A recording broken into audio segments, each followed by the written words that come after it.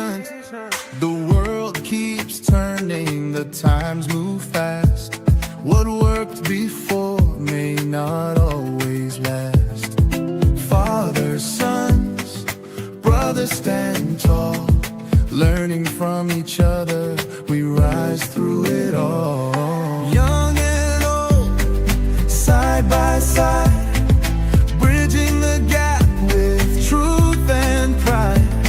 The times may change, but the heart remains. Let's connect, break the chains, bridging generations, voices of men. From the past to the future, we rise again. Different views, but the bond stays strong. We listen, we learn, we all belong.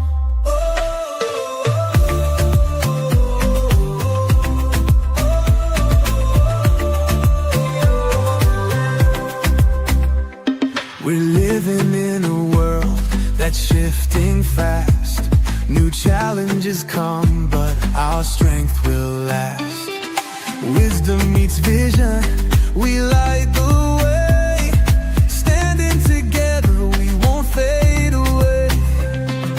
Young and old, side by side, bridging the gap with truth and pride. The times may change, but the heart remains. Let's connect, bridging generations, voices of men. From the past to the future, we rise again. Different views, but the bond stays strong. We listen, we learn, we all belong. We're living in a world that's shifting fast. New challenges come, but our strength will last. Wisdom meets vision, we light the way. Standing together, we won't fade away. And challenging world, a brand new stage. We must rise to meet the age. With open minds and hearts that lead. Together we grow, together we succeed. Bridging generations, voices of men in a changing world.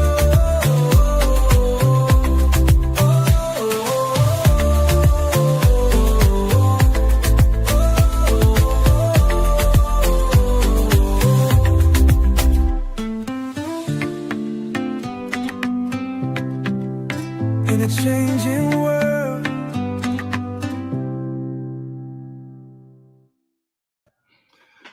Greetings, friends of the A Collision with Purpose movement. Welcome to Bridging Generations, Voices of Men in a Changing World. I am Dr. Laxley Stephenson. This groundbreaking podcast delves into the multifaceted experiences of men across different generations. In an era where societal norms and expectations rapidly evolve, this show offers young and older men a unique platform to voice their challenges, triumphs, and perspectives.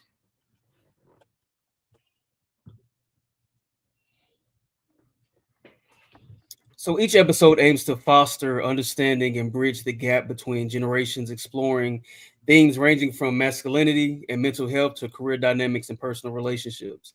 By bridging together voices from varied age groups, the show sheds light on the commonalities and the differences in the male experience, encouraging open dialogue and mutual learning.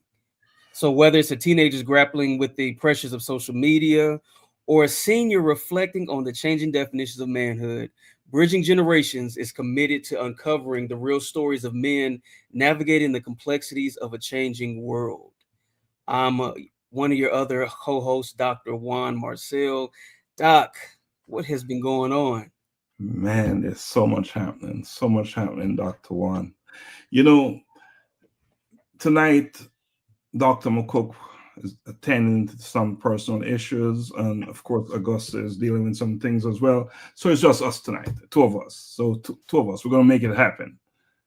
We started this thing. and we're going to do this thing tonight. Yeah. Yes. Yes. Yes. Right? Yes. Yes. We're Yes. going to do it tonight. So how you doing? Doc, man, I'm doing good. Just I feel like life is like I've been using the analogy of a moving train, but at high speed. And once you jump on, it doesn't slow down. So it's like going to figure out what's going on, what cart you're in, and how to just move about, in the cart that you are in while it's still moving, because it's not going to slow down. So that's what I feel like life right now. But I'm good, just navigating day by Okay. day. Moving train at high speed. Yeah, high speed, You high got a lot speed. going on, don't you? Yes, sir. Yes, sir. Yeah. There's the regular paying job. There's the volunteer work that you do, and all the mentoring that you're doing, all these young kids. How's that going? It's going pretty good. It's from time to time, I've ranged from having five sometime at one time to just one. And so right now it's picking up, and I've been getting a lot of requests. So currently I have about 3 to 4 that I talk to regularly. By regular I mean like weekly. I just did some work with one of my mentees that I've been with him since ninth grade in high school. He had a speaking engagement this Easter Sunday, and so we've been working all last week and probably the past 2 weeks just on his presentation, what he was going to talk about. He was so amped and so excited about it. So we've been working on that. He sent everything over, the finalizations and everything on Friday. So that was a completed project. I was excited about that, proud of him. So it's going good. It's going good. It can be taxing sometimes, but it's definitely rewarding. And especially when you see the success. Yes. Yeah, especially when you see the success. But you did an awesome job, man. I'm so proud of you. And I don't know what your capacity is, your max capacity, but right at this moment, we're not seeing that. I don't believe you're anywhere close. So just keep plugging away, keep doing it. Wherever you're getting the energy from, just continue to draw I on have it. more. Yeah. Yeah. You have I more. So you're appreciate that, doing an Doc. awesome job. So tonight we're gonna have a conversation about purpose. We're going to have a Oh, conversation about. We're going to dive deep into a topic that touches every heart and shapes every life. We are in pursuit of purpose tonight. All right, yes. and purpose is more than a destination, right? It is Yeah. the reason we Yeah. ride, the fuel behind our perseverance, on the anchor in life's storms, right? Yet, for so many individuals, the journey to discovering their purpose can feel uncertain and often overwhelming.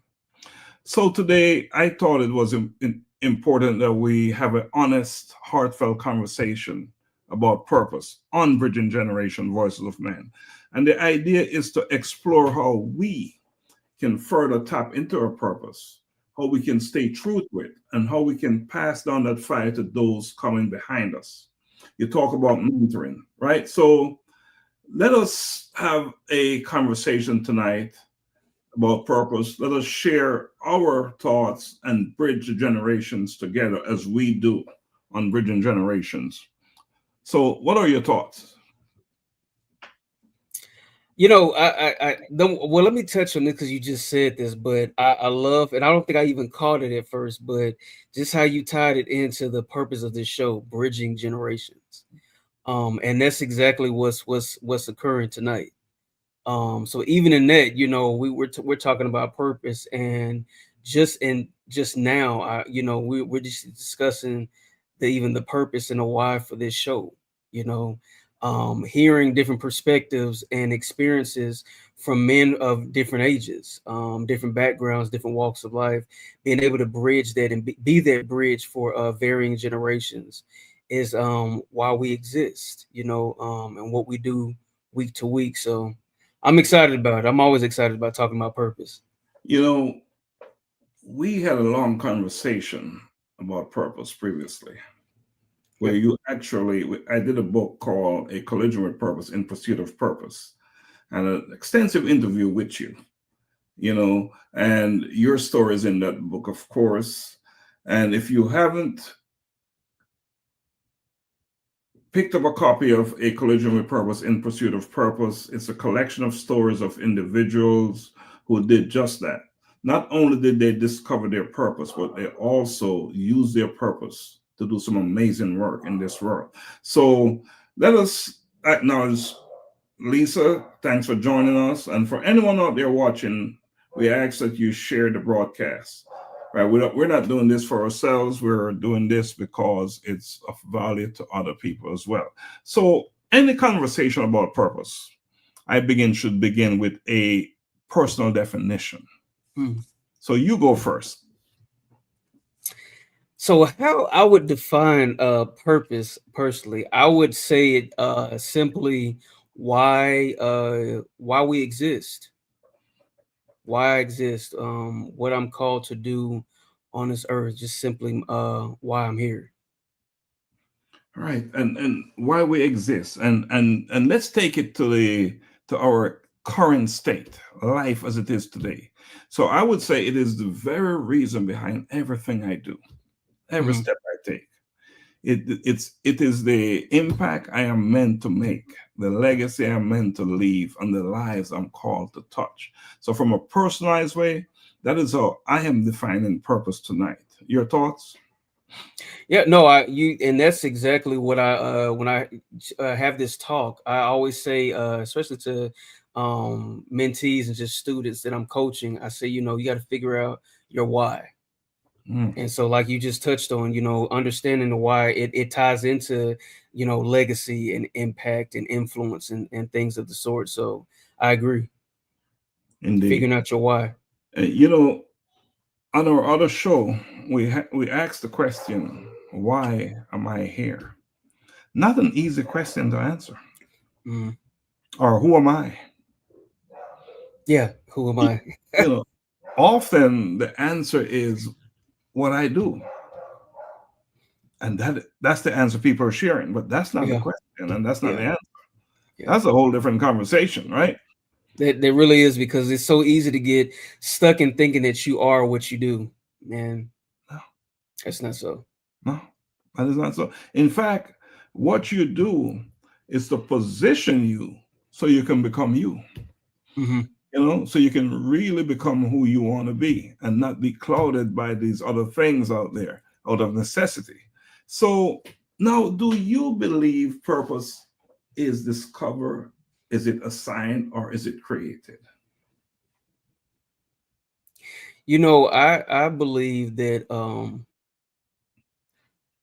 I want to say the first two, discovered and assigned. As a believer, I believe that there is a preordained purpose for us all. So in just it being or believing that it's preordained, and I believe that it's assigned, right? But I think as the individual, I have to discover what that assignment or what that purpose is. So I would say both discovered and assigned. Mm. You know, and I agree with you. However, I want to say that it's a collaboration. Mm. It's a partnership of all three because so much of it is discovered through self-awareness. Mhm. However, it's assigned by God's design. And Absolutely. each day is created daily through our choices and actions. So, Okay, yeah, collaboration. I like the how you use that that word, because you don't know, but it makes sense because it all works together. absolutely, absolutely. And so how else would you explain why what you're pursuing today will change tomorrow Yeah, based on the season, right? right. Based on the season. So, yeah, I think it's a collaboration, it's a partnership of all those things.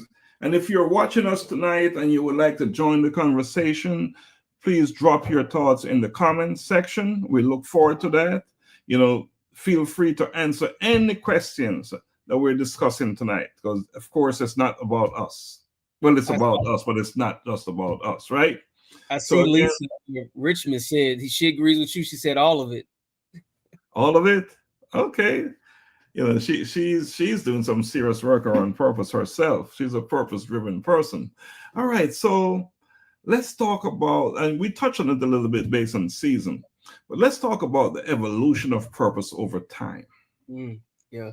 How has your sense of purpose changed from when you were in your 20s to now? Wow. It being in my 20s, early 20s, I was finishing up college. Hmm. So I'm still, seeking, what to figure out what my identity is, and I think in that process, um, I accepted my call, if you will, to preach, and pastor, and so at that time, that's all I knew. I mean, I was interested in business and community advocacy and all these different things, and I was so wrapped up in.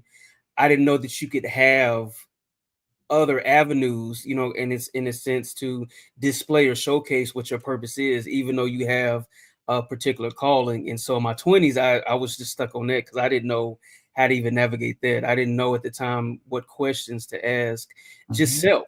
You said about self-awareness. So I was still on that journey of self-awareness and Mhm. self-discovery. um I evolved over time, and did more of the work and connected with people and understood more of my purpose and identity and just praying and just seeking what it was. I learned that ultimately you are who you are and Mm. at your core. And then when you tap into that, it almost branches out in so many different avenues, so many different ways, from doing, ministry to mentorship, writing, all these different things that I was purposed to do. It's I started to discover as I grew and matured and evolved. Right. But interestingly, you had you was involved with a youth ministry. You was a young pastor Yeah. from an early age. So, you talk about your purpose and change and how it changes over time. I think one thing remains is that your overarching purpose tend to stay Hmm. the same. Who you are. And you touched on that because you've been mentoring and you've been in ministry for a long time. Over 2 decades. 2 decades, right? So it Yeah. so you're still doing those things that you did back then, but just with a you have different insights now. You're a wiser person for one thing. You're probably more intentional. That's the word out. You took the word right out my mouth. I was about to say intentional. Yes. Mhm. And in thinking about my purpose, in my 20s, for me, purpose was all about achievement. It was more about achievement than anything else. It was about success, status, building something big. That's what it was. But as I age a bit and become more knowledgeable about life and understanding life a little bit more, it's more about significance. It's more about impacting lives, and doing what I can do for the next generation. So basically, it's about staying true and connecting with deeper values, Yes. deeper values. Yeah. But definitely earlier on, it was more about, man, what can I achieve? How can I achieve? How can I be more successful? That whole status stuff, which is important, right? Mhm. All those things are important, but that's basically what it was about for me in my early, and it's in in later times, right? As I become a little bit wiser, I started to understand the significance of building community, Yeah. Yeah. building community. So yeah, Doc, definitely. you, Mm, you you say that. I have to add that, as a 14, 15-year-old boy, a young man, seeing you and looking up to you, I would have to say that even in your drive, because that was what, maybe you were around late 30s, early mhm, 40s, um you were driven absolutely and focused on success. But even in the midst of driving towards success, you didn't do it alone. no, You carried people with you, brought them with you, and it's and I see that part of that you've been doing since I've known you, is being that conduit to add value to others' lives. And you didn't step out there. You have a vision, but you knew that it wasn't just you alone, that you had to bring some others with you. And you've done that since I've known you. And that's true. That's true. And again, that's why I say that who you are at the core Yeah. is going to stay as is. I You, agree. you just become a little bit better at implementing certain things and executing. And of course, as we learn more about life and we experience more things and we're exposed to more things, then our consciousness Mhm. also, I think, our consciousness. Yeah, but I've known you for quite a while, man. Yeah. It's been a while. It's been a journey. It has. It's It been a has. It's been a long time. journey. It's a long time. Let's see who we have on here. We have Chrison. Thanks for joining us. Good Appreciate evening. you. We have Lisa saying self-awareness is vital. Yes, and so with purpose. So I used to place so much value on inspiring people and motivating people. But I'm learning that those things are so temporary. Mhm. When you inspire and you motivate, often you've gone to these big conferences, right? Yes. And when you leave those conferences, the very first week, you're fired up, you're pumped up, you're going to move mountains, right?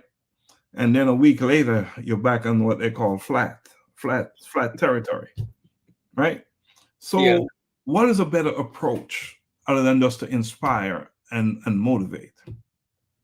Honestly, I think what you touched on earlier when you said intentional, I think it all requires some level of intentionality. Mhm, Because and like you just touched on, it's so easily to get pumped up with emotion and feelings, and just you just ready to go forth and you're zealous, right? mhm, But there's no real plan, no real knowledge or know-how when you leave said conferences or a conversation, whatever it is, and you jump out there and you're just pumped up, but then you're not driven because where you going? And because mhm, you don't know where you're going, you kind of just stall, right?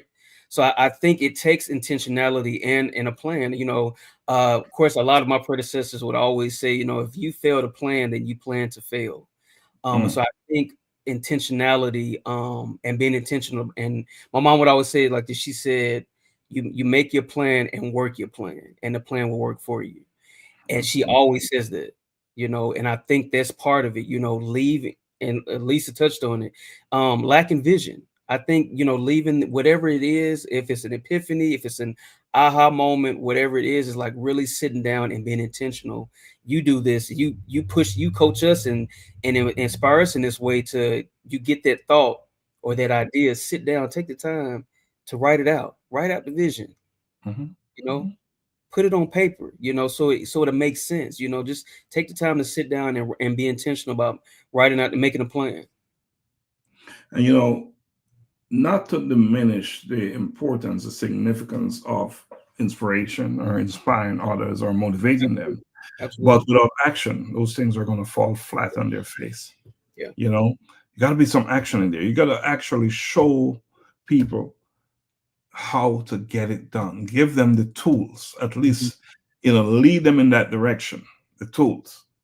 How do you get it done? You got to know how to do it. So, like a question that I always ask, right, is what are the opportunities out there?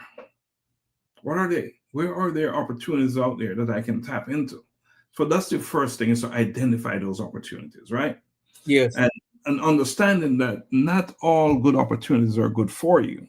But once you have decided that it is a good opportunity for you, then you must assess your skills.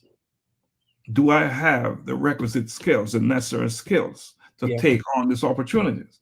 Yeah. Yeah, or these opportunities. And if you don't have those skills, you got to go find them. Yeah. And I think that's where the action comes into play. It's one thing to inspire and motivate, but action, action, action, action is the next step. No, Probably is I the first. agree. I agree. Yeah, probably is the first step. So now our life's experiences, right? What we experience in life, whether it's success, failure, becoming a parent tend to play a role in reshaping our purpose, right? Yeah. Can you talk a little bit about that? Man, I think I always say that life can be one of the best teachers if you allow it, right? And what I mean by that is, you from relationships, friend relationships, family relationships, romantic relationships, in school and work and different things, you learn so much, from your successes and failures, your mistakes, your lessons. I think it's all I've learned from that to that. And I hold on to this. I've learned that if my situation doesn't change or shift, then my perspective needs to. Because Hmm. what really matters is how I see it, right? And I always say that it's only a mistake if you don't learn from it. So that's what has reshaped, you know, um, my purpose, and how to allow to accept the things I can't change, right? And then Hmm. knowing how to use it to my advantage. And just and being able to be in a moment. I spent so much time almost like you stated about yourself, running and running and running, trying to build this, trying to get this, trying to, this status and all this other stuff that I never sat in the moment. Mm. And so I had to learn to sometimes just sit still long enough to be in a moment and just take in everything that's been going on, because I believe it all works together for our benefit, for our good, the good and the bad. I think a lot of times I would try to kind of hide what I thought was bad, what I didn't like. But that's all of who I am, or my makeup, right?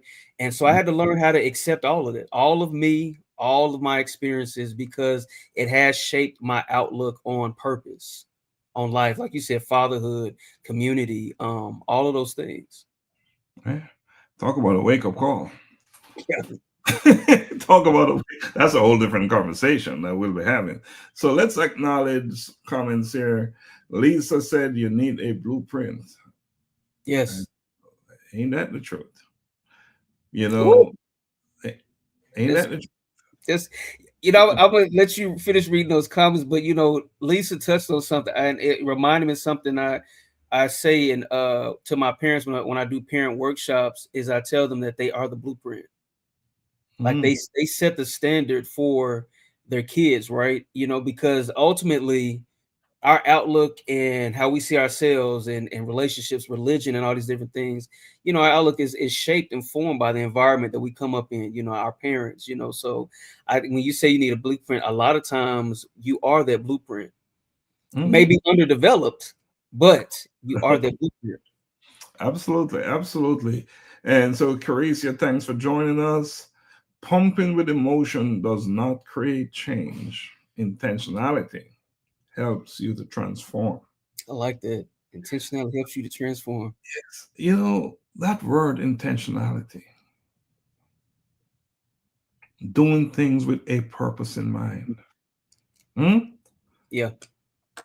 Wow. And she also said vision is important, having a plan with action, giving people the tools is impactful. The tools are tangible. Now, we're talking about what role does life experience, success, failure, fatherhood, community play in reshaping purpose.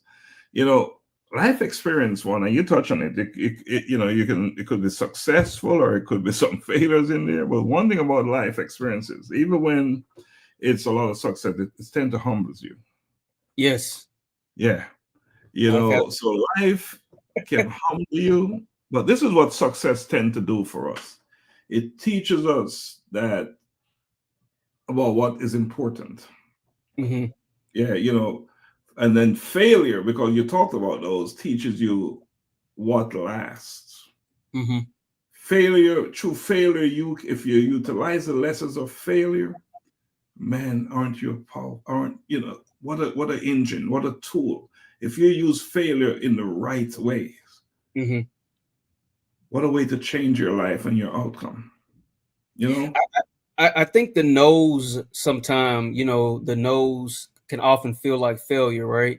But again, shifting your perspective, much to your point, Doc, that it's how you see it. You can get a bunch of no's, and sometimes it's just that one yes. But even in the midst of receiving those no's, it may be shifting you to see it differently, right?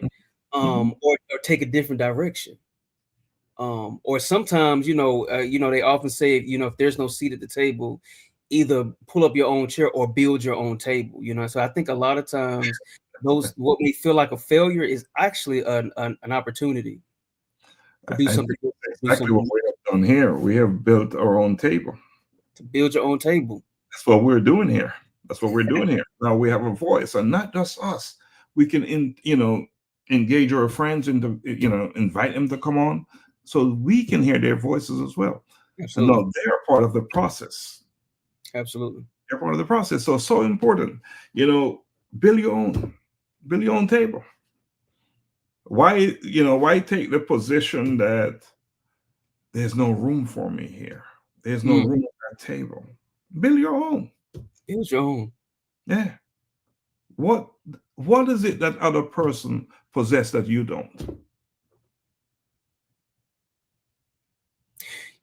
I this just came to me. I think in discovering purpose, part of that journey, that you tend to find almost like a gap. For those who work on dissertations, right, and they're writing and trying to publish, you're working on contributing to the gap in literature, right, for that particular area that you're writing about. And I think even the same works for purpose, like you're discovering, right, your why, but then you're also on this journey of figuring out what is my contribution, why Mhm. am I here, and then what I'm going to put out, what I'm going to create, what I'm going to develop. Where's the gap for it? What is the gap? And I think that comes with that just seeking what the purpose is. I think that's part of that journey, is discovering that gap, the need. And that's a part of the fix. Because if you can identify gaps wherever they are, how will you bridge them? How will Mm. you know bridge those gaps? So critical to know where you are. And that's another thing. Introspection is important. Yes, We must look in that mirror. And not just absolutely. that mirror on the wall, but within us. Yeah, Yeah. We must look in that mirror and be honest with ourselves. yeah, yeah. Is that easy to do? It's that introspection is so like what you're saying tonight, Doc, is I'm completely in agreement with. Just I've learned through that whole purpose, and like you asked, is it easy? And it's not. Sometimes it can be painful. I think there are times when on this journey of discovery, you're realizing purpose, but you're having to tap into pain. Hmm. I've learned, and I believe that thing that brings you the most pain, sometimes you're supposed to speak to. You might be called to deliver others, create something that becomes a remedy Hmm. for others experiencing something that you experience, and so it can be painful. The reward is others get, to experience this resource or this tool or whatever you create, but sometimes discovering purpose can be painful. Living out your purpose sometimes can be painful.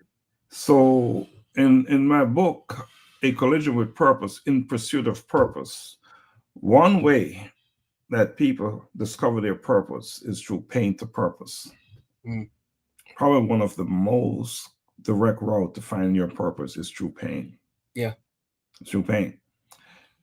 yeah, Tough, tough, tough stuff there, but it's I real. agree. Yeah. And just talking about this the painful part, what came to mind was, when you asked earlier, the question was about evolution, right? Where I Mhm. was in my early 20s. I remember when I started, real quickly, when I started in ministry and doing all that, and I would have these workshops, and a lot of the youth and young adults that I was around were young men who were unfathered. Mm-hmm. Mm-hmm. And the Lord honestly had me having to deal with unforgiveness and forgiveness with my dad. And in order for me to be effective and be authentic, I had to forgive him. Mm. Forgive myself, and that wasn't easy. There was so much, I didn't even realize how much bitterness and hatred that I was carrying, and unforgiveness, that I had to really face that head on and choose to deal with it in order to be a vessel worthy to be used to help others, on their journey of discovery. So yeah, it was painful. But then, like you said, that pain to purpose, it's exactly what it was. You touch on that powerful. I don't even want to call it a word, but you say forgiveness. That is such a decisive move that Mm, each of us must make. Because often the person who is seeking forgiveness is you, you know, E- yeah, and forgiving someone don't necessarily mean you forget or you're absolutely, giving them a free ride absolutely. or any of those things. It's really you looking in the mirror and forgiving yourself. Because if you carry that thing in you, it's not hurting the person that you Yeah, believe you're forgiving. So who benefits the most, I guess, from forgiving someone? it's The you. person You doing said the forgiving. yourself. Yeah. Yeah, absolutely. So if anyone out there who's listening to us, and if you don't get anything else from our conversation tonight, lean forward, look into your life, and ask the question: Who do I need to forgive? First, who did something to me? First of all, that I need to forgive them for, and make it a point to get up tomorrow morning and forgive them. Even if it's a phone call, make the phone call, tell them, hey, I forgive you. Because guess what? You're the one that needed the most, not the person you're forgiving. Yeah. Often Yeah. that person is living their life anyway. They don't even care. And you're carrying this burden. You're carrying this burden. So you got to let it go. And one way to let it go, as you said earlier, Dr. Juan, is to, you know, apply the forgiveness thing, right? So, we'll touch on this thing about fatherhood, and you talk a little bit about that. How important for me as a leader, that's what it's all about. It starts there. Hmm. When you bring lives into this world and you're a parent, that's where your true leadership must shine. Yeah. Yeah. If you fail there, you're failing the system, you're failing your children, you're failing yourself, and you add into potentially, possibly adding to the burden that community will carry later on. I agree. I agree. I think much of my growth and maturity, um, in so many ways, almost like in it advanced when I became a father. Hmm. And honestly, personally, I saw a lot of myself, and I still do, in my daughter, at such a young age and the different stages of development that she was going through. I believe the Lord would show me different things about myself and just my relationship with Him. And I think a lot of growth came from fatherhood. It's one of my favorite things in life. It's just is being a father. And I think there's so much in that relationship and that bond between a father and his child or children. And not to mention just having that responsibility, having children, Mhm. it probably just brought you right back to where you belong, right on target, on track to living that life you should be living. Yeah. Because I wonder if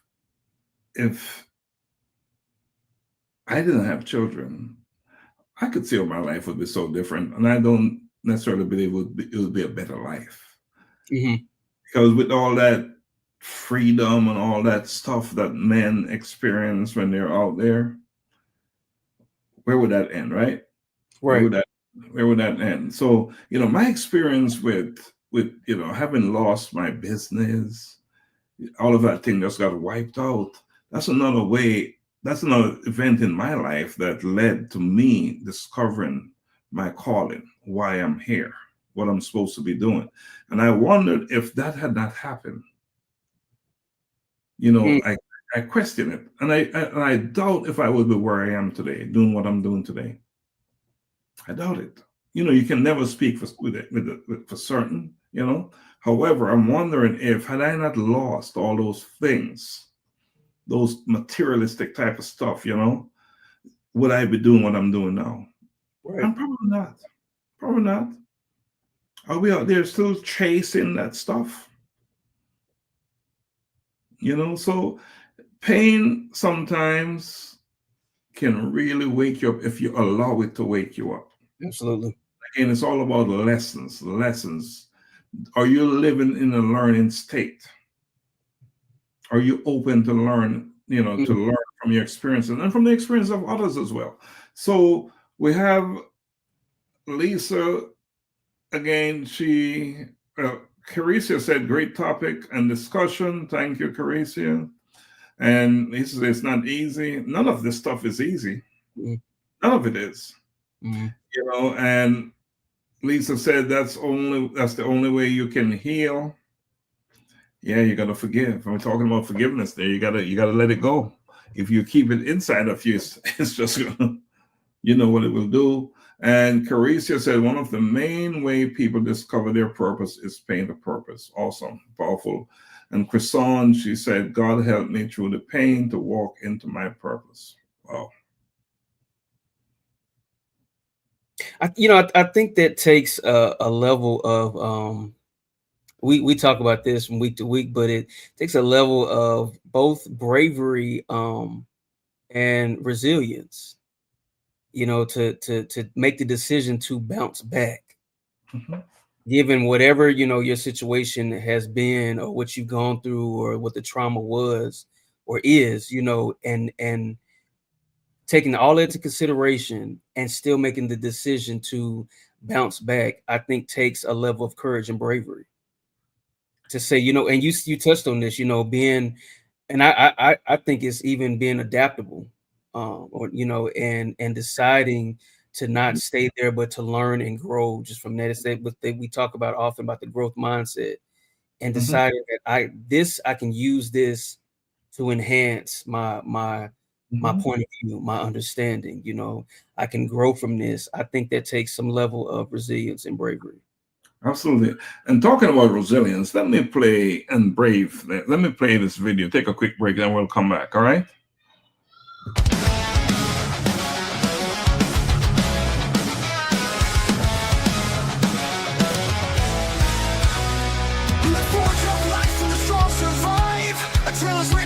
That strive through fire and flame, they find their way, becoming iron where courage holds sway. Becoming iron, with heart forged in fire. Tales of courage and conviction, rising even higher, displaying strength in the fiercest fight, becoming iron, shining in the night. Faces the darkest night, the empowered man fights with all his might. The resilient man stands unwavering and strong. The inspired man knows where he belongs. Together they rise, conquering fears, becoming iron through trials and tears. Becoming iron with hearts forged in fire. Tales of courage and conviction, rising even higher, displaying strength in the fiercest fight, becoming iron, shining in the night. Becoming iron, shining in the night. The brave man faces the darkest night. The empowered man fights with all his might. The resilient man stands unwavering and strong. The inspired man knows where he belongs. Becoming iron, rose where he belongs. Becoming iron, shining in the night. Becoming iron with hearts forged in fire. Tales of courage and conviction, rising even higher, displaying strength in the fiercest fight. Men becoming iron, shining in the night.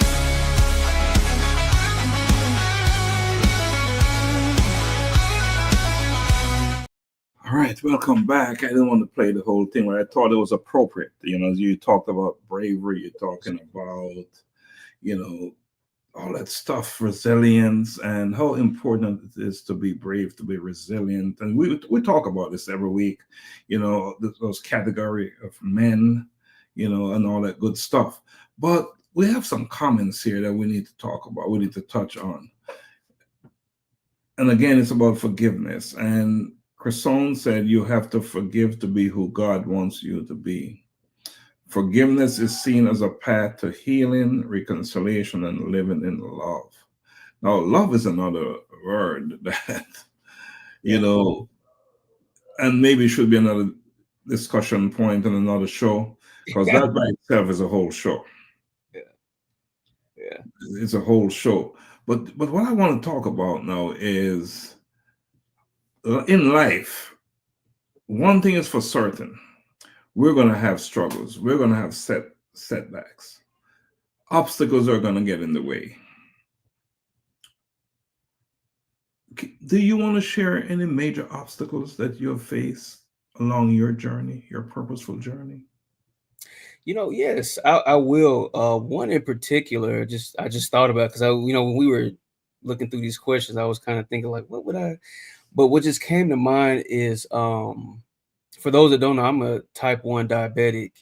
Have been for the past 19 years, and I remember, 2005, I just been ordained and licensed. I'm active in full-time ministry and 22 years old and just doing all of these things, city crusades, traveling different countries and missions, just on fire for the Lord, just doing all these things, seeing people healed. And then I get sick, and in my mind, I'm like, how? Like, why? And I can honestly say that I struggled with that for a very long time, how the Lord would allow that to happen. But I'm active in ministry, and to the point where we would have healing services and we'd be in just different countries. I'm talking about from Africa to Puerto Rico, and having these intense nights of worship or just prayer. And we're laying hands or we're just praying for people and seeing them healed. And I go home and gotta make it home because I have a doctor's appointment, spending money on medicine. And I struggled. It shook my faith for a very long time. And what I had to understand over time is that I'm not the sickness, and I believe that it's not unto death. And at the end of it all, God is still God and he's still good, even if I am walking with diabetes, and what it did for me for a long time, I struggled, I fought, I was angry, I was mad, confused. But when I grew out of that, I said, well, you know what, let me educate myself. Started going to, United Way when they would have different teachings and educational things on diabetes and American Diabetes Association. I start sending money, when you have a cause to give to, I start doing that. And even at my specialist office, they would offer classes, and I would take those classes. And eventually I was one of the youngest ones, but I started actually signing up to help teach these classes to others. And actually they were older than I was, because it took me a long time to accept it. And I realized the damage that I could have done to myself had I stayed in that mindset. And so, yeah, that's something that was a challenge. It was an obstacle that had I not just decided to just come out of it, it could have been detrimental. It could have been worse. And detrimental to you. That's the thing. And that's another reason why you gotta let it go. Yeah. Let it go. How I deal with mine, I just look around me. I do an environmental scan. And it always bring me back, center me. So no matter how bad things are in my life, I still have a good life. Yes. And I always base it on I'm alive, one thing, and I'm mostly healthy. Yes. Yeah, I do have my issues, right? Like, as you'd expect someone in my situation, my age. I do have my challenges, some of what you talk about just there, So I have to be very mindful and careful, with that.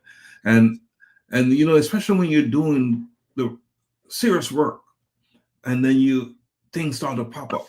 Little type things sort of pop up. Then you ask the question, why now? Yeah. Yeah. You know, you're on a roll, right? You're doing it and you're doing it and you want to do it forever. Yeah. You know, one of the chapter in my book, in Daily Insights Unveiled, Your Artist's Defined Purpose, is when the music stops.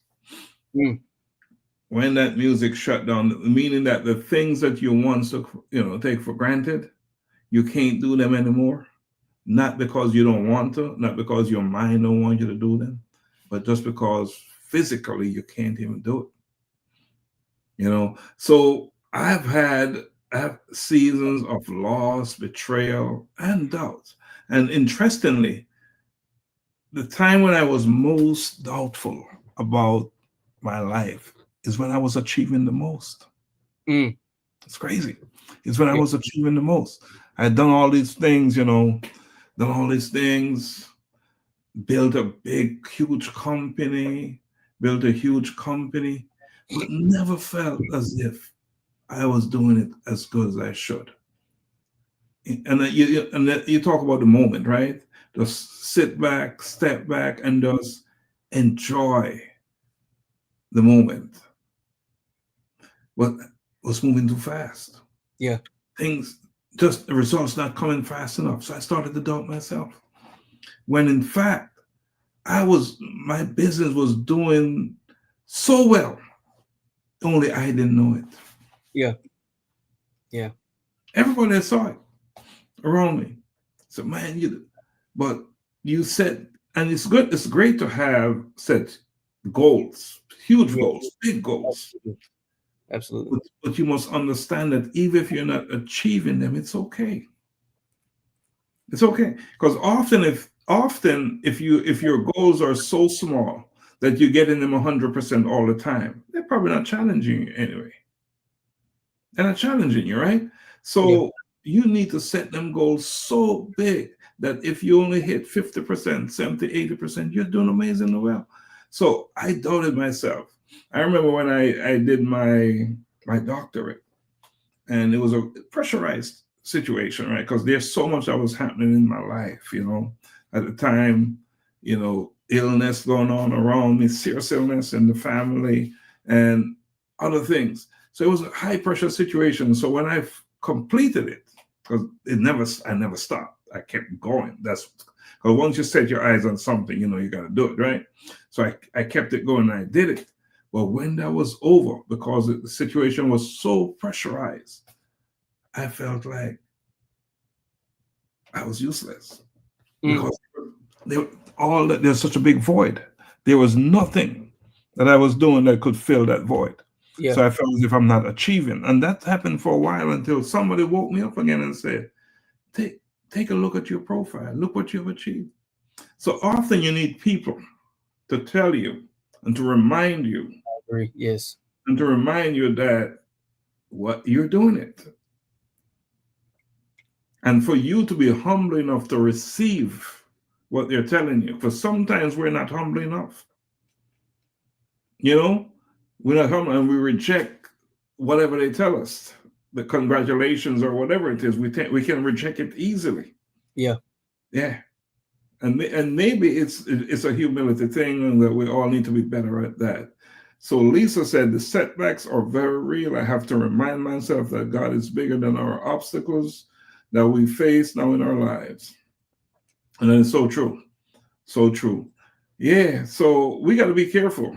We got to Yeah. be careful how we receive our blessings.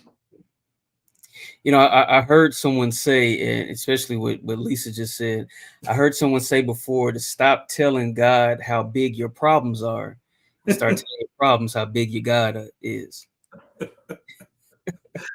Say that again. Stop telling God how big your problems are and start telling your problems how big your God is. Mm. Like we talked about shifting your perspective and language, you know. How we talk. Yes. How we talk. It's so important. And I have a habit.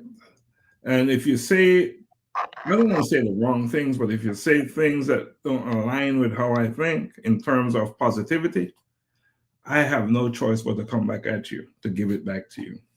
I can't receive that type of talk in my life. So if you're having a conversation with me and you pitch a negative, I have to rebut it, because I understand that whatever it is that flows into you, some of it is going to stay in you. Yeah. So I'm very careful not to let that thing enter into my subconscious mind. Yeah. Likewise. Very careful, very careful. And that's how we deal with obstacles. I look around me and I say, man, no matter how bad things are, my life is pretty good. And I also know that tomorrow is always a better day. Yes. No matter how challenging, and the reason why I can say that is that the evidence is there. No matter everything that I've ever gone through, I've come through it. Every challenge is ever obstacles, right? Because we're here today. We're here today, right? We're here today. Now, talk about seasons, right? Because we're living in different seasons, right? And how do you handle seasons when your purpose feels blurry and distant? It just don't make sense. Mm. That's woo, that's a good question. I've come to realize this for myself, is that it's what I call splendid isolation. Mm. And understanding that there will be seasons where um you may seem alone, right? And I think what we miss is that word alone, and the negative connotations, because we've experienced loneliness and we don't like how that feels. But sometimes to be alone with self, you talked about introspection, to be alone with self, it helps you to recoup, to regroup, to recenter. Like you said, the noises and the challenges and sometimes the chaos and all of those different things going on life, sometimes there are seasons that come just kind of just to recenter you. Mm. And if not careful, it will seem like nobody wants me. I'm overlooked. I'm being left out. All of these different things, but no, it might be your season to just sit back and rest in being alone with God, alone with self. And revisiting what we talked about. We started about what is my why again? Mm-hmm. This is my purpose. Am I being redirected? You said these things that I've just experienced, is there a reshaping?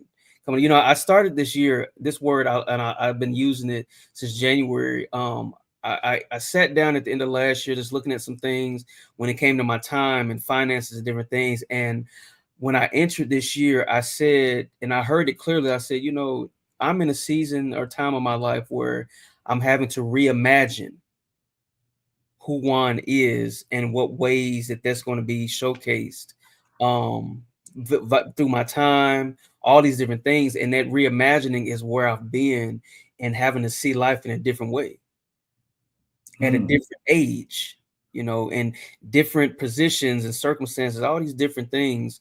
But it's not what it used to be. I'm in a different decade of life. Right. In my early 40s. I'm not in my 30s and my 20s anymore. My Exactly. body has changed. My mind has changed. All these different relationships have changed. So yes, I think in those seasons where it seems blurry and distant, that you got to really ask yourself the right questions. Ask the right questions. And you got to ask, yeah, and absolutely. So I want to say something. Because, and you'll hear this said a lot when you're in a bad mood, or I woke up on the wrong side of the bed. You hear people say that when they're in a bad mood, and so the bed is the reason why, and that side of the bed they slept on, that's the reason why they're in a bad mood. Affect everything in their life. So what I try to do, and it's so simple, when the way I handle seasons, when I feel as if I'm off, my purpose is blurry or distant, I have a conversation with myself. Yeah. I have a conversation, and I always try to get to reminding myself that the causation for me, or the cause for me to be off, is most feelings. And I try to tell myself that feelings are temporary, but my purpose is forever. I like that. My purpose is forever. So I remind myself that whatever it is that I'm going through right now, why my purpose feels blurry or so far away, because those situations are not really changing that much. Uh-oh. Yeah, those situations are not really changing that much. Just it's a feeling inside me. It's emotions. It's emotions. So I try to manage that and tell myself that that's temporary stuff. Just chill out, relax.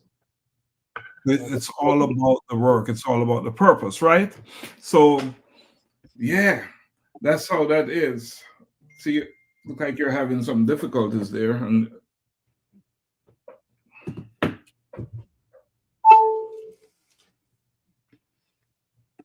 all right, Okay. welcome back. Welcome How back. was going up? It's all good. We understand. And let me see. Obstacles or challenges will come. Wow, these things are coming in so fast. Croissant said obstacles or challenges will come to slow you down or test your faith, but never give up. Even in the darkest hour, when Christ in the vessel is in the vessel, you can smile at every storm. Indeed, indeed. And Lisa says you have another word for that. Learning, you have to pray, all that good stuff. Yeah. And Croissant said you can be sitting in a crowd and still feel alone. Absolutely. Yes. Yeah. Absolutely. In fact, having people around you doesn't necessarily mean It doesn't. that doesn't mean that you're not It doesn't. alone, Yeah. or you're not alone, but you can be very alone. Even in the midst of a crowd, you have people around you. Yes, and we have to revisit those emotions that are trying to keep you in bondage. Well, I'm learning that there's noise in this world, right? Yes. All over the place. And I'm learning that the most significant and negative noise is the noise within you, not the noise from the outside. That's predictable. All this nonsense going on around us, all this craziness, we know it's happening. We have seen it all our lives, right? We don't live in a perfect world, right? Yeah. We don't live in a perfect world. But it's the noise, it's when you let that noise become so loud within you, that's when you have problems. And that's where the emotions and the feelings get you in trouble. Get you in trouble. So if you can manage that noise, and again, I know it's going to be in there because none of us we're far from being perfect, right? If you can manage the noise within, That's a topic right there, or a book. Managing the noise like this. That's good. That is good, because I think that's an area where so many of us, all of us, can benefit from learning how to manage the noise. manage the noise within, right? If we can manage that noise, man, we're positioning ourselves so to do better. Now let's talk about purpose versus pressure. How do you distinguish between true purpose and when I talk about pressure, I'm talking about external expectations, what your family wants you to do, culture and society. Yeah. Let's talk about that and how it does that weigh in your life. Yeah. You know, for me personally, I have to say that I understood purpose from the one and only, and it was nobody but God, and it came from, I tell my daughter, prayer is just simply talking with God. It's a conversation with God. I think too many of us try to make it so deep, but that's what I was doing, constantly just walking around, sometimes just sitting still, like, Lord, why am I here? Like, what is it? What am I supposed to do? And coming from I come from a very athletic family. All of for the most vast majority of us, siblings went to college on an athletic scholarship. Mm. My dad was All American, was a great athlete. My grandfather was, and then for me to be Juan Jr., Juan Senior was just like this exceptional, just this great athlete. That was the expectation. to carry on the legacy. You carrying my name.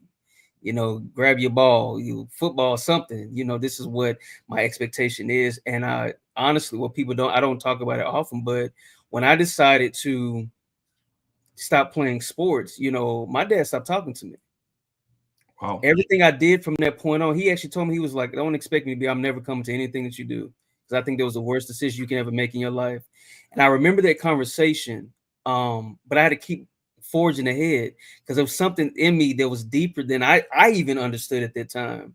And so as I got older and went to college and really discovered on that journey who the Lord was, I just started asking those questions. And of course, I was still struggling with, did I make a bad decision? Maybe I could have, went to school on the athletics, just all of these different things. And we talked about managing the noise. When I started to learn how to sit still and silence everything else on the inside, because it's not just your voice sometimes. Sometimes it's what your parents said, or a friend, or an ex, or somebody said that you're hearing those voices too, and that's, I was experiencing that. But then I heard, him speak to me, and then I started to follow that voice in that direction. I started to realize that I'm called to people. Sports was one thing, but to not just inspire, but to help empower people. I understood in my early 20s, that's why I'm here. Whatever I do, and it's that the E3 experience, I call it, it's the equip, educate, and empower. Everything I do, I'm doing it to some extent, and when I learned that, everything else, even if it was questions about which direction I was going, I knew that as long as I'm doing those three things, I'm on the way. You're on the way. And if I want to draw a distinction between, what would say, purpose and pressure, right? And what I would say is that true purpose will bring peace into your life, even if the work is hard. Because it can, going after your purpose is not a cakewalk, right? No, it's not. It's big stuff. No, pressure is going to bring anxiety. Yeah. And then you talk about your dad, how I'm done. Yeah. That's what he said, right? How did that make you feel, right? How did that make you feel? And that's what we're talking about. So, yeah. And a question that anyone, if you're listening, that you should ask yourself is, would I still do this if no one ever clapped for me? That is, yes. That's when you know you're doing your thing. Yes. You're in your place. You're walking in your purpose. Would I still do this if no one ever clapped for me? Yes. Yeah. Big stuff there. Big stuff. Have you ever pursued something you thought was your purpose, only to realize it was someone else's dream? And you talk about athletics earlier, but let's talk a little bit about that. I just shared that. I carried it for a long time, and I'll say this: we're talking about purpose, and I think, and we've talked about self-discovery and why these things are so important. I think a big part of that is identity, right? And you being on this journey of identifying just who you are, and that you talked about this, that true self, the authentic self is so important, because the struggles. I'm the oldest of 8 kids, right? 4 boys, 4 girls, and to have the type of father that I did, he coached all of us. My dad is really big on sports, and to be the oldest and then his namesake to not carry on in the direction he envisioned, he put that in the rest of them after me, and my dad was very good at, putting us against each other. Look what he's doing. See, that's the son I wanted. Look what your sister, and all that stuff. So to move on, even when I'm on this journey of self-discovery and I'm excited about purpose, there were times I would look and see the attention that my siblings were getting, and it messed with me. Of course. And I'm sharing it to say so, but I had to go even deeper, and we talked about pain of purpose, right? I had to really dig, right? The deeply rooted things, and say, God, I'm here. What more work do I need? And I did. I had counselors, I had a pastor, I had, mentors that helped me to not lose sight of the direction I was going in, despite what I was feeling. And like you said, you talked about, just realizing, what your purpose is as opposed to what someone else's dream was. Mm. There were so many times I said, what, the whole family has done this. I can still do this and do it. And I had to be careful because there were many times I thought about, what, it's not too late. I'm gonna do this because I thought about the notoriety and I'm good at this. I knew what I was good at, and what he was showing me and where I was going with purpose. Here's the thing: self-identity. Where I was going was unfamiliar. Mm. You talk about someone else's dreams, but then you also think, and when you talk about pressure, there's also pressure in having to face the unfamiliar. I'm already feeling pressure from my family, my dad, but then I'm facing something I haven't seen done in my family. Mm. So should I go to what even is pressure, but it's familiar? Wow. Or should I face what I believe is who I am, why I'm here, and my purpose, but do it feeling alone and facing the unfamiliar? This is an interesting conversation, and we could talk about it forever. Because then you started thinking, say, what about my dad? What about his feelings? Yeah. Right? Yeah. That's a whole different perspective, right? I have these sons, and I want them to do what I did. And right? go further. Because we follow in their footsteps, don't we? And here's the thing, he wasn't wrong. And he said, he was like, my son, and I believe my brothers are like, great. They all athletic, track, football, baseball, basketball, and that's what he wanted. Like they are skilled athletes. Yeah. Why not? And it's not like it was bad intentions or any of that stuff. It's just how he saw life. Exactly. But that was his experience. But so very, very interesting conversation, and it's one that we might just do a show around it one day, just that discussion, that discussion point there. But so living and walking in other people's shadows can be a good thing, by the way. It doesn't always mean it's a bad thing. Yeah, it doesn't. And we want to be very careful with that. It's not always a bad thing. Because we all walk in we strive, to walk in someone's shadow all the time, right?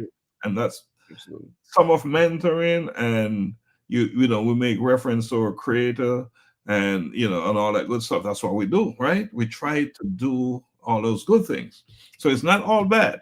It's just when in a case where there's clearly a mismatch, and it's not bringing you happiness and joy into your life. And you have to really pull back and take a look at that. So yeah, very important stuff.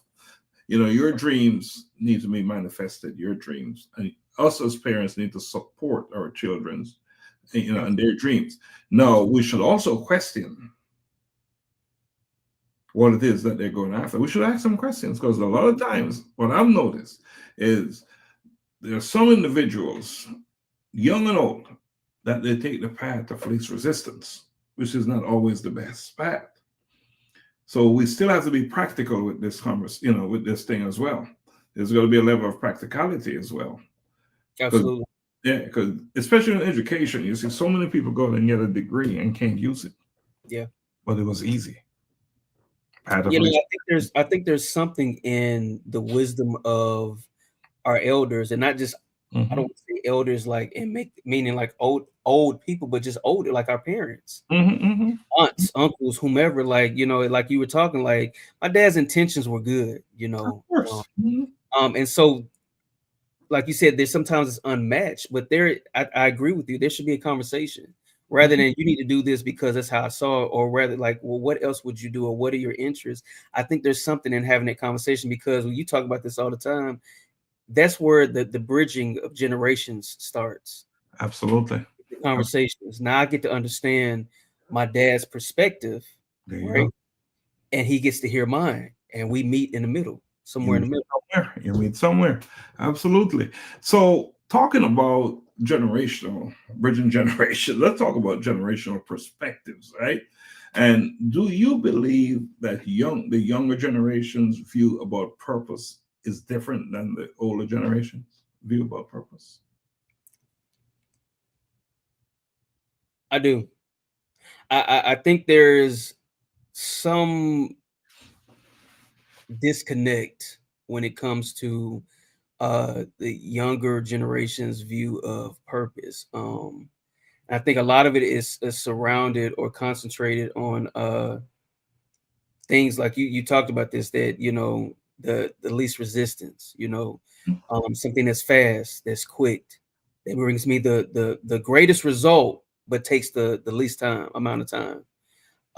They gain, which is good, but they gain success and money and different things quickly, and it's so easy to get trapped in that place, because then you think, this is what I was supposed to do. I'm doing well, comfortable. I'm living the lifestyle I wanted. I can afford this. I can travel. I can do all of these things, which is good. Money does make things easier and accessible, but it doesn't. It, like you touched on this, but it still doesn't. Those voids, those times when that inner voice is like, hey, but there's more. There's something else. The money doesn't answer that. And at any moment, and I think fulfillment comes from understanding true purpose, because you could lose everything, but still be living on purpose and still be full of joy and contentment, because purpose. And since I'm living on purpose, I'll just recreate or do it again or do something else within my purpose, and I'll be all right. Right. Yeah. So there are different perspectives, right? So I and not all in the older generation. Of course, we're not, nothing is so exclusive, right? So, but there are some who tend to tie purpose in a beautiful way. Yeah, and it's about their survival. It's about survival. Well, what I'm finding with the younger generation, right, and you touch on it, they see purpose through the lens of individuality, more so. Yes. So, but I will go on to say that both perspectives are important, because they serve they serve what they're supposed to serve. I don't want to say they serve their purpose, but they serve what they're supposed to serve. Because I believe that the way the older generation will think tends to ground you. And these young folks, you see them doing all these amazing things in music, making all this money. You see starting up these startup companies, and you saw that with those young people from these startup companies. It inspires us. It inspires you. So I think they both serve their purpose. Now, what do they do with it once they've accumulated the money? For me, that's the power right there. These younger folks, are they doing what they should be doing? Are they giving back to society? Or are they hoarding, stockpiling money? For me, that's the question. Yeah. Not their approach. Because there's nothing wrong with if you can focus on your passion and your individuality, and you can use it to generate large sums of money, it's fine. But what are you doing as a give back? For me, that's where that's the real question. That's a great point. That's the real question. Realizing that your purpose is beyond you, right? Even though it's your purpose, but it goes beyond you. It should go beyond you. So I think that's a great point. You touched on that. Even thinking about the view that the older generation has, you talked about survival, and I think so many have done what was necessary to stabilize.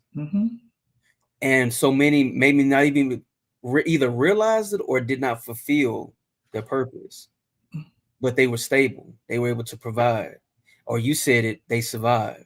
And I think, when you said this, it made me think like, yeah, that's a good point, because one generation is about, strategy and routine and structure, what's going to keep you locked in, and just that it's security, right?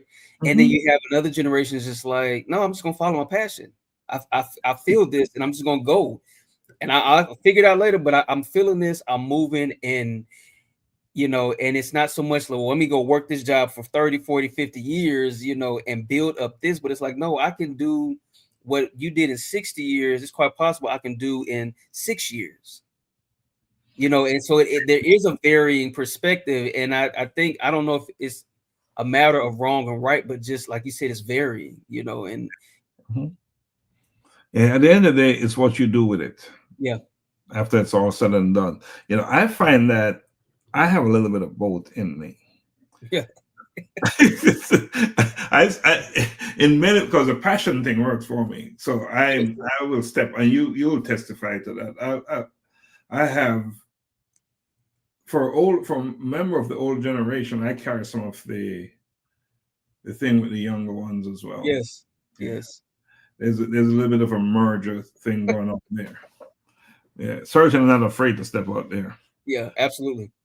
What advice would you give to young men today who are still in pursuit of their purpose? Huh. You know, I go back to, and it's, you know, it's so repetitive, but I go back to really finding your center.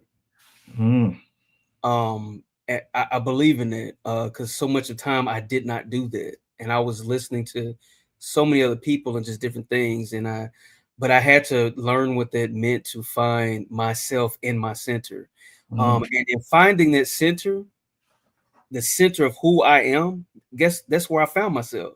You mm. know, passions and interests, you know, and all of those things. And I got excited about it. And then I think from there, the questions start to form. So then write down your questions.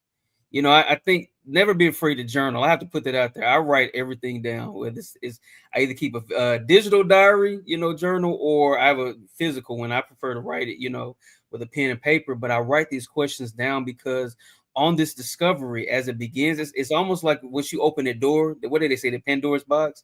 You open it up. You start discovering all of these things. And you start to wonder, like, oh, what's that, or what can come from that, and you start having these encounters and experiences. Write them down. Write them down. But I would say start with finding your center. You know, just really being okay with sitting still, and listening to the inner you. That voice on the inside is gonna say, "Hey, we like this. What if we tried? What if you built? What if you went? What if you learned? What if you acquired?" That them questions, that inner voice is saying, and it's for you to discover the answer to. You know, all great, great stuff there. I want to say that my first thing is don't rush it. Yeah. Don't rush it. Yeah. My and I look at my life, right? I use the word purpose now a lot in almost every conversation. I didn't always do that. Back in the days when you first, how many years have we known each other? Oof. I was what, 15, No, almost 30, almost 30 years. It's been did almost 25. did you ever hear me use the word purpose back then? Yes, So purpose, vision. Yes. vision, I use those words, right? Use those words. But for a lot of, but I use it more now than ever before in an intentional way. Yeah. An intentional way. You know, I was always into personal development, so it would make sense that I would, right? But what I'm finding, because even now, where I tend to be on a path where I'm walking more in my purpose. It's over time. It's unfolding over time, right? And so just personal growth. So, but one thing I will say, and stay curious, Yes. Yes. ask questions, challenge assumptions. Don't just accept it because someone out there say this so. Ask questions. What do you have to lose by asking questions? And understand, and Carissa said it as well in her comments there. She said, get rooted in something bigger than yourself. Yes. Yes. And that's where you will truly find your place and your purpose will start to bloom. You know, when I started Global Humanity Network, it did a lot for me to help me focus and become more intentional about my purpose and the kind of work I'm doing. And when a collision with purpose came from that initiative, it even amplified it more and enhanced my walk in my purpose. So all these things are bigger than us. Yeah. Whatever it is. I know when as you're doing your mentoring stuff and all the everything that you're doing out there, all that you're discovering things about yourself you didn't even know that existed, right? Yeah. Yeah. So all these things are coming out now. So it's not a overnight thing. And the most important thing, it is not a destination. No, it's a journey. It's a journey. And Yeah. so as long as you're here, as long as you're here, it is a journey that you will continue on. And when you're no longer here, which is what we're going to talk about right now, is purpose and legacy. Yeah. Can I add this real quick? The only thing I want to add to that, what you said, and I completely agree, is embrace the fear. Because I think with that, everything that you just said, I think sometimes what comes with doing the unfamiliar or the new is, fear comes with it. And I think we tend to shy away from things that cause us to experience that. But I think embracing it like this, I think that's what comes with it. When you don't have all the answers, and like you said, take your time. So I think sometimes you have to embrace what comes with it. Dr. Juan, I listened to you and I couldn't agree with you more. And I'm asking myself, as you brought up that point, why would I take on something when I know all the answers? What do I gain from that? Yeah. If I know what am I going to learn? How am I going to grow and become better? Yeah. If I know all the answers, why would I even bother to take it on as an initiative? Yeah. Let someone else benefit from doing that. Yeah. Well, I go do something that I don't know that much about. Right? Because in doing, you also want to grow, you want to learn.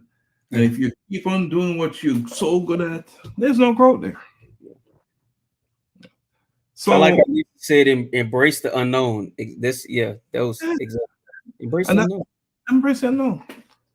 What do you have to lose? You can only gain. Yeah. When you embrace the unknown. So what if you don't get it right the first time? Right? So what? If you don't get it right the first time? I am not one to be concerned about, man, I got it wrong. I tell you what, the second and third time, I stand a better chance of getting it right because I'm going to learn from that experience. Yeah. And I think that is, instead of get caught up in crying over spilled milk, right? It ain't like you can scrape it off the ground and put it back in the cup. So what you going to cry over it for? Right. Eh? Make sure the next cup of milk you're pouring don't spill. There's no spilling. That's what you need to focus on. And you do that by learning from your experience, growing from your experience, and become better and better and better and better and better. And then you hand it off to someone who needs to learn those lessons, and you move on to the next thing, right? So we're talking. Let's jump in some of the comments here because we're getting ready to wrap up. Croissant said, true purpose brings out the greatness on the inside of you. It helps you find the strength you never knew that you have, even at your lowest. You push through every circumstances and have faith even when there seems to be no way. Lisa said it's an ongoing process that never stops. You're so right about that. We have to embrace the unknown, let it flow. Where it falls short, start from there, where it pop off.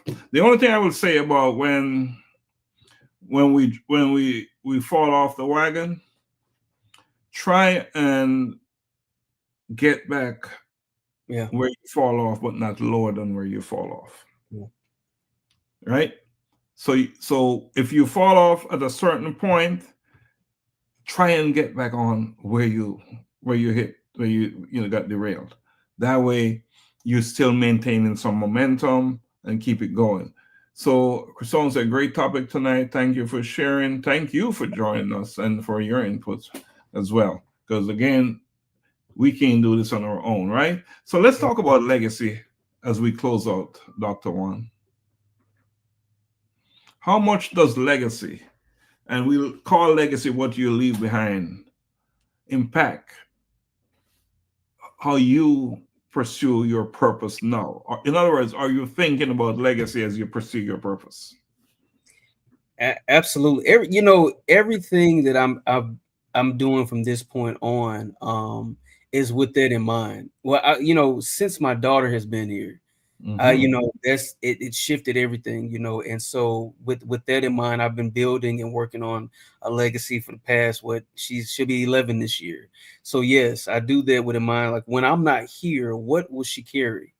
And others, not just my biological children, but just others that I've had an influence, on, and I've worked with or walked with. Like, what am I leaving behind? That's what matters. What goes on goes beyond your lifetime is what my mind is set on. Wow. And you're right. And again, it's about being intentional. We're intentional beings. We don't do anything just for effect and hoping something will work, because of how we're approaching life in our current state, because we're purpose-driven individuals. We tend to be very intentional. And the same would happen as well in terms of a legacy. Because if you have the opportunity to write your story, why not write your story? Why wait for others to make it up when you're no longer here? And the way you write your story is how you live your life today, each single day. That is how you write your story. Not necessarily on a piece of paper with a typewriter. You write your story based on how you live your life. That's the first step. If you want to put it in something else, you certainly can. But each and every day you get up, live the life that you're here to live. And that's how you write your story. That's how you build your legacy. Yeah. That's how you build your legacy. So as we couple quick fire question, and if you're out there watching us, please drop your comments in the chat. Is purpose something you choose or something that chooses you?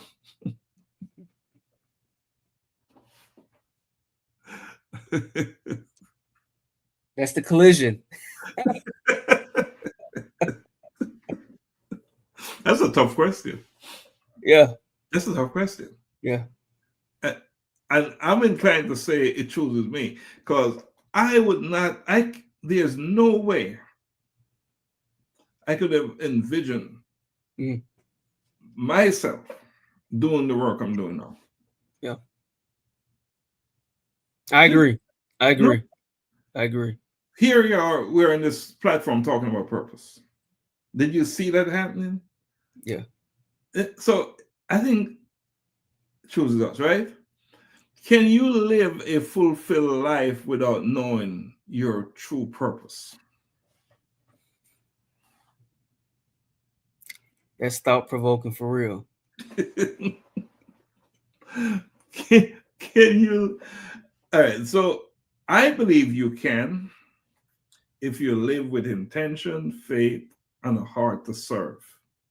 You can find fulfillment even before you have that clarity of purpose. I think that's meaningful. May not be your purpose now. You might, because that may not be what you're called to do, but those are meaningful things. Can you? There's a question if you ask the question, but now you got me thinking, like, can you live close enough to your purpose and not completely fulfill it, but still kind of tap into it a bit and be fulfilled, but you didn't fulfill it completely. Like, can you get close enough to it? Hence, it's meaningful. Yeah, and right, and still live a meaningful life. And those are questions we're putting out there. All right, let's do one more. Does purpose have seasons, or is it one lifelong mission. Mm. Mm. It's like my wheels are spinning. All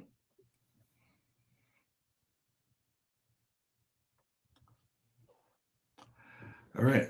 I believe again that there are seasons. And just like a tree, there's growth, Mm-hmm. there's dormancy, and there's blooming, all part of one grand design. So I believe purpose has all kinds of seasons. Yeah. And that's why we move from here to there and all over the place with our purpose. While the overarching purpose tend to be who we are, comes out of us, we do it in so many different ways, depending on the season. Depending on the season. Mm-hmm. Mm. Well, man, I can't believe that we've been talking for hour and 36 minutes and only had one break. This is amazing. Only one break. No, That's what you call purpose driven. wow. I can't believe it. So, well, we can't stay here forever. We're gonna have to do this again next week. Yeah, we do. Hmm? Yes, I agree. Yeah, when the whole team is on next week, we will come up with another topic about purpose, and then we'll have that discussion. But let me say something. Then you're the closer. You'll do what you do, right? So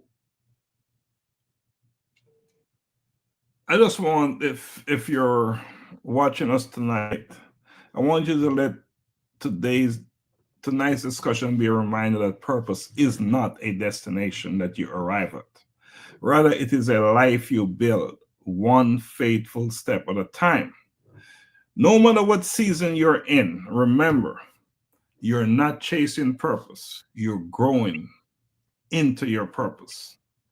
Your story, your scars, your victories, and we talk about successes and fears and doubts and all those things, right, Juan? They Yes. all make a difference. And know that there's someone out there who's waiting for you to walk fully in your purpose. Yes. Because when you do so, you will light the way for them. All right. So I encourage you to keep living boldly, keep building purposefully, and always stay true to who you are becoming. And I say becoming in a very definitive way because you're not where you belong. You're becoming.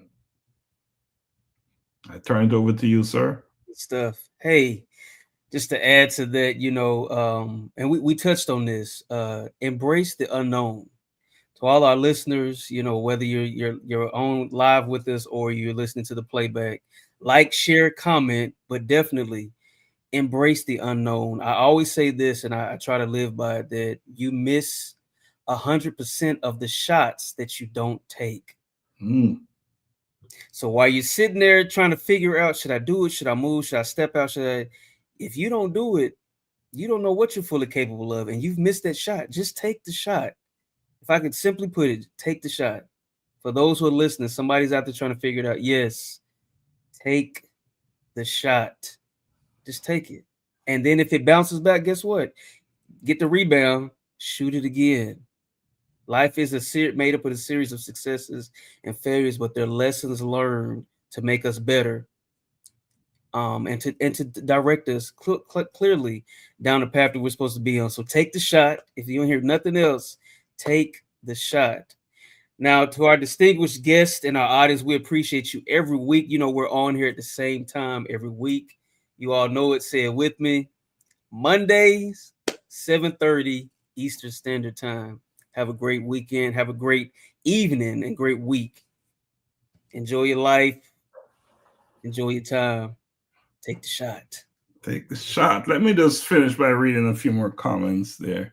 And before we go on, I know you won't mind. Purpose, according to Croissant, is something you consider, discover, and cultivate. Conceive it, believe it, and become great at it. So true. That's good. Lisa, amen, hallelujah. Dr. Reed, my friend, said Moses fulfilled his purpose to get the Israelites out of Egypt, but his goal to go to the promised land was not fulfilled. That purpose was actually carried out by Joshua. So your purpose can have an end, and where someone else takes over, it is a relay indeed. That is a great point. Great point. Relay indeed, and I wanted to read it. And I know we got to get out of here. Well said, Dr. Marcel. Take the shot, and we're going to take the shot again next Monday at 7:30 p.m. on Generation Voices of Man in a Changing World. And let's go. We got to go on. We can't stay here. Let's get out of here.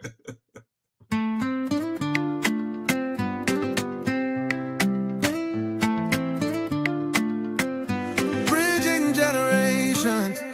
The world keeps turning, the times move fast. What worked before may not always last. Fathers, sons, brothers stand tall. Learning from each other, we rise through it all.